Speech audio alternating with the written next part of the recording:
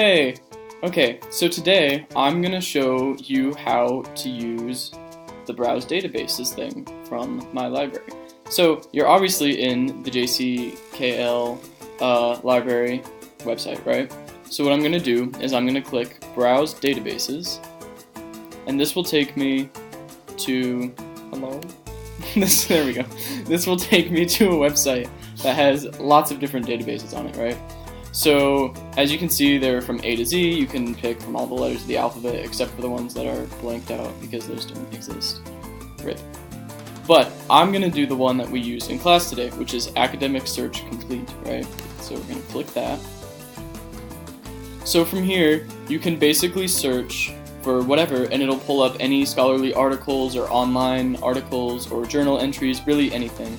So I'm going to search basically what we searched in class today. So I'm going to do World War II in quotes, capital letters, and then I'm going to do music and search, and we're going to see what comes up. So I got 872 results, and as you can see, like the first couple ones are academic journals, and then we have a periodical. So I'm going to go up to the first one that popped up, Music and the Armed Services Edition by Patrick Stephen. So as soon as you click that, you can see you already automatically get a ton of information about the actual text.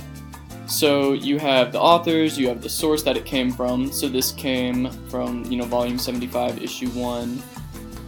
You have the subject terms, which can help you maybe broaden your search or find something more specific that has to do with your topic. And then you have the abstract, and you have the issue number, images, all that. And so this one actually has a PDF full text that we can click on. So if you click on that, it'll actually take you to a full text of the article. Oh, that's fine. Ah! Okay. Well, my computer's being glitchy, but normally it'll do that.